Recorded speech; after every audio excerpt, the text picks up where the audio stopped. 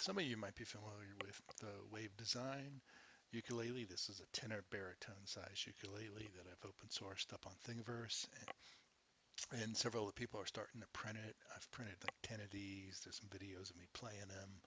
They work really well. They're pretty cool. And we went to a ukulele festival this weekend, and I got the idea for the next one. I've been wanting to work on an electric or acousto-electric ukulele. And here it is, the early sneak preview of the next design, which is going to be a tenor-sized silent ukulele. So I'm going to use a piezoelectric pickup to make this purely acousto-electric. Nylon strings, preamplifiers that you can get from Amazon for just a few dollars. And let me show you a sneak preview of what I'm going to try to incorporate into design. First of all, a more standard tenor-sized neck. The wave assembly, or this is called the silent wave. The other one is just the wave design. Wave design used a fretboard that was a long tenor and a short baritone. This one's going to use a more traditional tenor size 17 and a half inch like neck. So we'll see, we'll keep the same wave and dolphin logos of the neck and the head.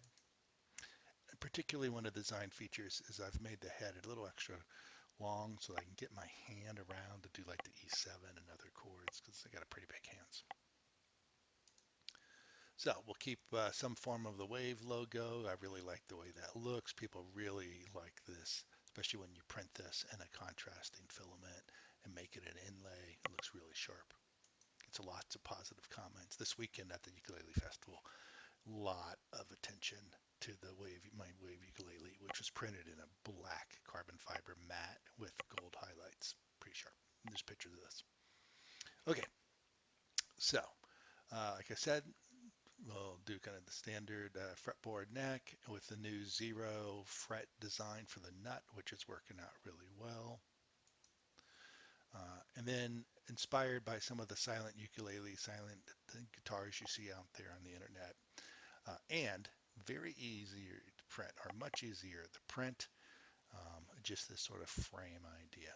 And I like making, since I have to print this in pieces, since I don't have a Mongo sized printer, um, I like to do the dovetails so that things snap in place. They don't really snap in place, but they self-align as you put them together. Makes it much easier to glue. And you can see here the beginning of this idea of what I'm calling a keel.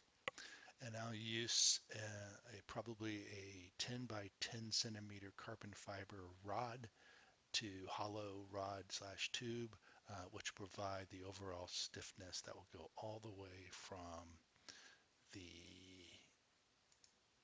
all the way through the neck. You can see this. It'll help give stability and strength all the way through this neck as we go forward. I'm still working on exactly how and where that will get aligned in. I would like to do it so I don't have to glue it, but we can kind of slide it in place and it'll hold it really securely. But there's a sense of modularity designed into these because I'm still learning. And I want to be able to change the design without having to buy all new parts and all new pieces. Somewhat cost conscious about it.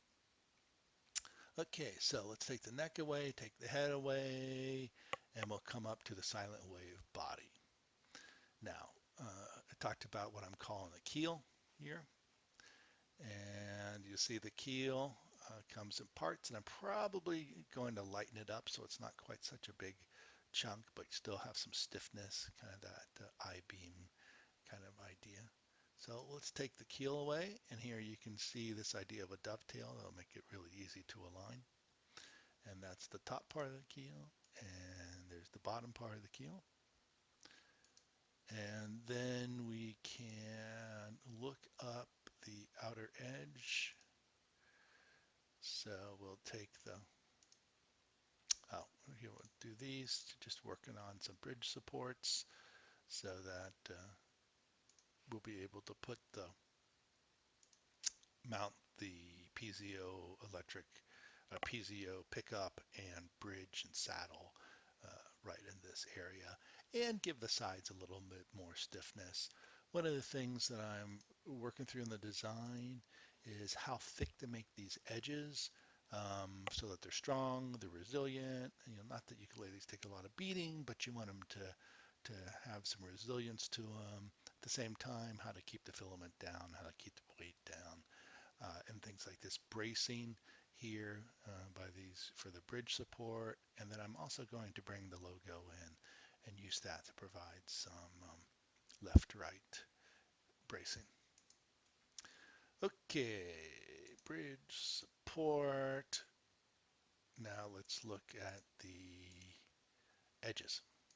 So pretty straightforward. This will fit on my Prusa printer. I intend to print it in this mode with the keel, and you can see that we have these dovetails, which should give it some strength and easy to align.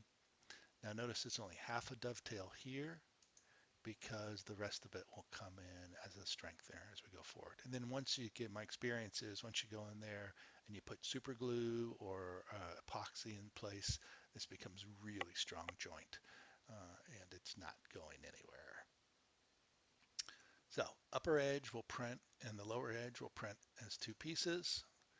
You see here we're starting to make the cutout for a integrated tuner little preamp for the Pizio. Got that from Amazon. It's supposed to be coming tomorrow. It's like under 10 bucks or 15 bucks, or it's really, really cheap, relatively speaking. So this is you get a sense of what we're going to try to do. There will be changes to it between now and the first time I print it, but something along these lines. I'm pretty excited. I think I can get this done here before the holidays, and I will post it up on Thingiverse and elsewhere as we begin to make progress. So have fun, keep printing, keep playing.